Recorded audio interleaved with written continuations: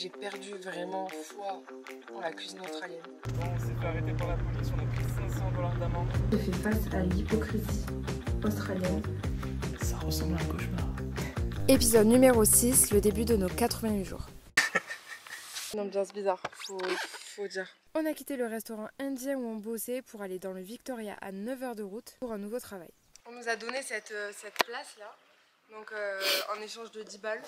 C'est pas 10 balles et vous habitez là, c'est genre 10 balles par soir. Il y a une vibe. Je sais pas si elle est jeune ou si c'est un effet d'optique. Franchement, mais c'est pas possible. Enfin bref, bon, on va se sortir de là. Il y a une ambiance, j'aime pas du tout. J'aime pas du tout. Voici donc l'endroit où nous sommes logés. Là on est sur notre jour de repos, enfin on n'a pas commencé, on commence demain. Bon, finalement en vrai on est bien là où on est. Mais ça fait 2h30 qu'on essaie de trouver un spot, vraiment, je mens pas, 2h30. Il n'y a absolument aucun coin ombragé. Donc là on a fait 30 minutes de route pour aller à une cascade. On va aller voir ce que ça donne.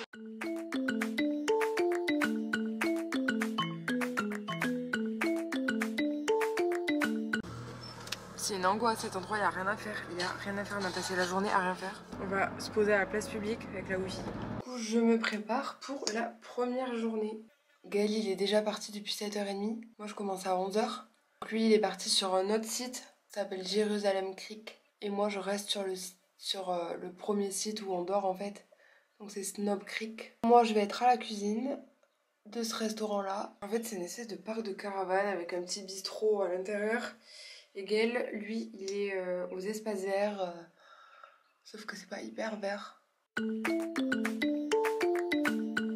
Petit réflexe, même si c'est pas resté dehors. Oh, j'ai trop peur.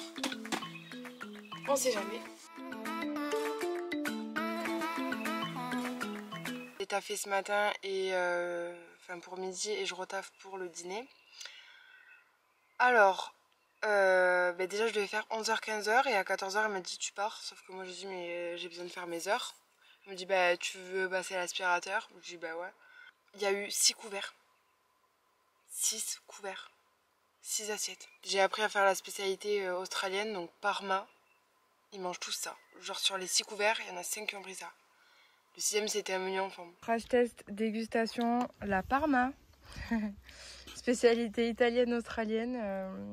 Donc filet de blanc de poulet, pané, frit, 2 fois. Non pardon, une fois. De la sauce tomate, une tranche de jambon, de l'avocat et du fromage. Il y a un peu de Nutella au milieu.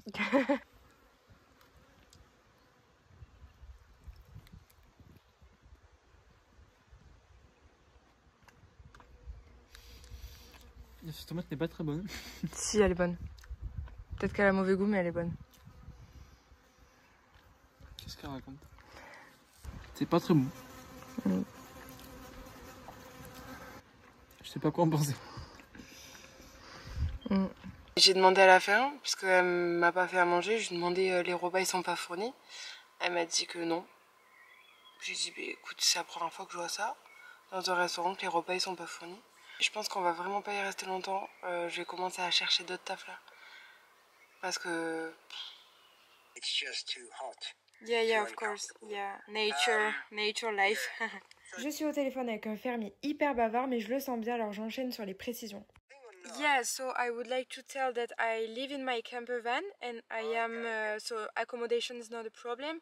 And I am here with my partner, very fit, strong and dynamic as well. There's 2 of you. Yeah, 2 of us. Boy So, and a girl, is it? no, boy. Yeah, you're the girl, he's the Yeah, boy. yeah, I am the boy. I am the girl and he's the boy. Yeah, I'm with you. Yeah, Oh, so that's all right. perfect. Okay, thank you so much, Frank. See you, bye. Bye. 15 minutes au téléphone avec Franck. Donc, le problème avec le job qu'on a actuellement, Gaël il travaille beaucoup trop, enfin c'est un peu chiant. Il est dehors, il a aucun équipement, il arrive tout crado. Moi, à midi j'ai fait 4 couverts. 4 couverts. Du coup en fait je pars plus tôt, je fais pas mes heures. Et summum, ça compte pas pour les 88 jours.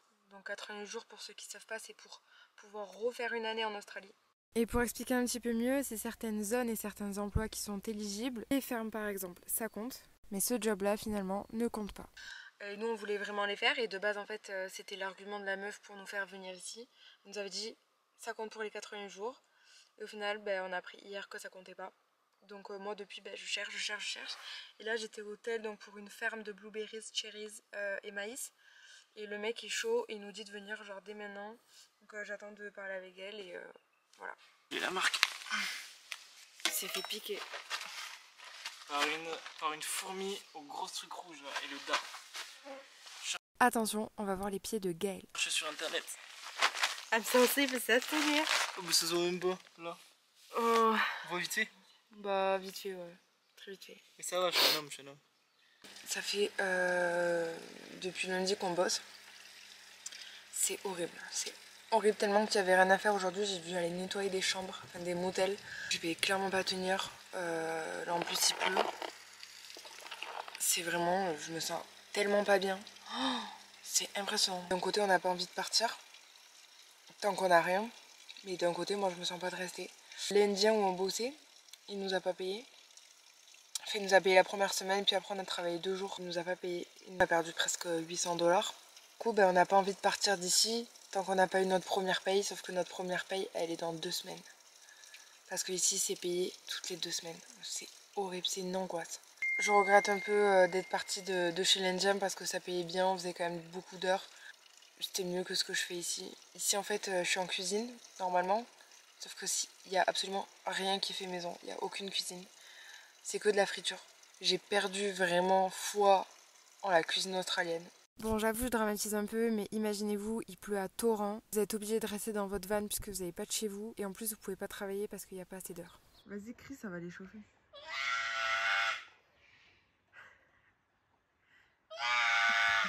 En plus, personne capte que c'est un humain qui crie, t'es en d'animaux bizarres. Désolée pour tous ceux que ça dégoûte, mais obligé de faire de la bouffe à côté des toilettes. C'est notre seul endroit où on a pas de vent parce que là il y a un vent de fou dehors. Et pour pouvoir cuisiner, obligé. Les dessous de la van life, c'est ça aussi. On a fait une journée de repos aujourd'hui. Moi j'enchaîne aujourd'hui et demain de repos. On a passé la journée à ne rien faire du tout. Ce matin, on est allé dans la petite place publique, il y a des barbecues. Donc on a acheté un truc pour faire des pancakes. Mais j'avais pas la force de filmer, franchement, ce matin, bad mood. Et après, on nous a fait cuire sur le barbecue électrique. On a mangé debout comme ça.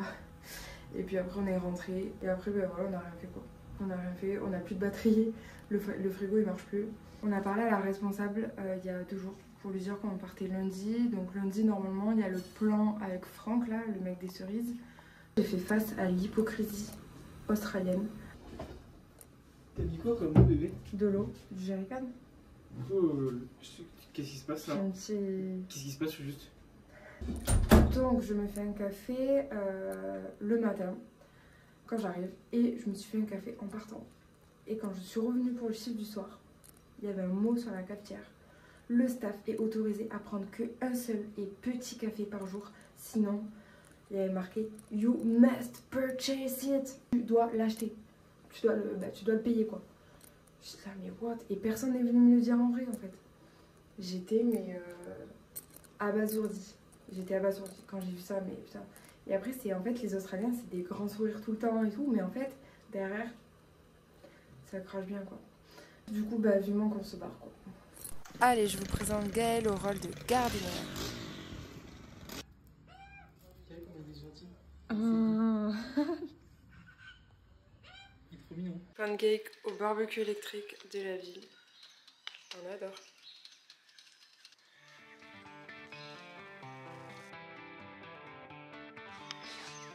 On réactive la pomme.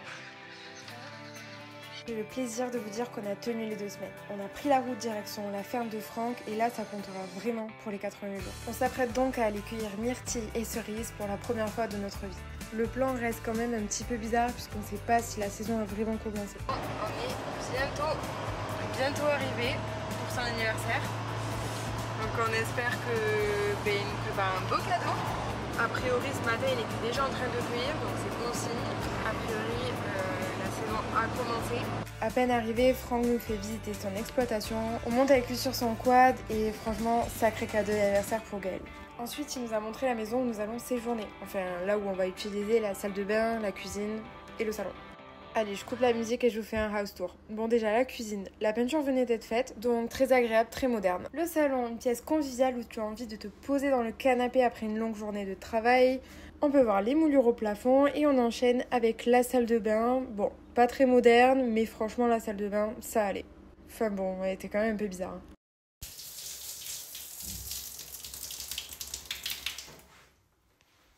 Ça ressemble à un cauchemar. Et ça ne l'est pas. Ouais, c'est un peu strange. Oups. Le shampoing pour les chiens.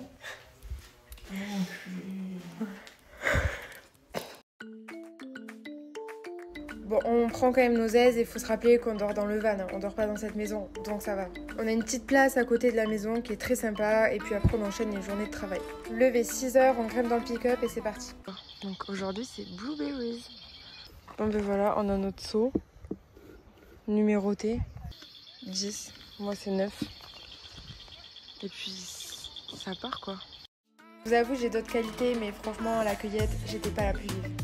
Et ici on appelle ça le picking. Et faut pas croire, hein, il y a une vraie technique. Hein. Et surtout on est payé au nombre de seaux qu'on fait. Je vous avoue que j'ai pas fini milliardaire. Ensuite il y a la mise en boîte, on appelle ça le packing. Ça nous prend 1 heure ou 2 environ après la récolte. Après le packing des myrtilles, c'est le picking des cherries en plein après-midi sous le soleil australien. Ça tape, ça tape. On remplit en cueille des cerises, elles sont toutes, mais toutes pourries. Elles sont pas belles. Elles, ça va. Il y en a vraiment 1 sur 10 quoi.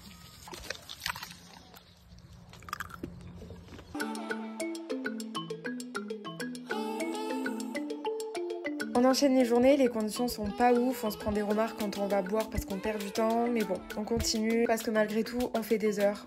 On rentre le soir, on est KO, à 20h on dort, mais en vrai, les journées passent très vite. Dernier repas dans la maison de Laure. Demain, on part, on va faire le tour des fermes solaires. Et les autres, ils réenchaînent, ils vont bosser dans une autre ferme, genre le cousin du propriétaire. Il s'appelle Franck aussi. Bizarre. Ils savent pas combien ils sont payés, ils savent pas comment ils vont être payés. Ils doivent se lever à 5h. On a dit les gars on vous suit pas. On a une autre paye. Ça c'est cool. On a fait 1 000 $ pour un peu plus pour 5 jours de taf. C'est pas incroyable mais pour le travail qu'on a fourni, mais c'est déjà très bien. Aujourd'hui c'était off et demain du coup on part. C'était sans compter la visite de Franck le matin de notre départ car il voulait qu'on reste absolument à la ferme. Au bout d'1 heure de discussion, on prend la route et là on a vraiment 0 plan donc on se dit qu'on va rouler et faire le tour des fermes. Et là, c'est le drame. Bon, on s'est fait arrêter par la police, on a pris 500 $ d'amende. Non, c'est pas vrai, on s'est fait arrêter par les policiers pour un contrôle d'alcoolémie. Ils nous ont aidé à trouver un job, ils ont pris un numéro, ils ont appelé pour nous. Incroyable. Les gens ici sont hyper sympas, les policiers ils t'arrêtent pour contrôler ton alcool et ils te filent des plans pour taffer quoi. En France, les flics ils me filent une amende parce que j'ai pas mon casque en vélo. Et ici, les flics nous filent des plans pour bosser. Incroyable. Voilà. Non mais c'est un truc de fou. Le mec il m'a laissé le prendre en photo pour que j'ai son nom de sa plaque. Il nous a donné 2 contacts. Il m'a dit ouais, si vous avez un problème, prenez mon numéro. Tout. Le flic. Et au moment où on leur parle, je reçois un appel. Ouais, vous êtes prêts pour commencer demain pour une ferme de blueberries. J'ai dit ouais, et c'est dans notre zone. Après avoir toqué à la porte de 4 ou 5 fermes, on a pris la route direction Seplan et on a croisé un koala à 50 cm de nous. On est donc arrivé au lieu de notre nouvelle ferme. On n'aura pris même pas une journée pour trouver un nouveau travail. On a fait la rencontre de Peter, le boss le plus fou qui puisse exister, et je vous le raconterai dans le prochain épisode. Alright, it's someone from fucking Melbourne or Sydney. Alright.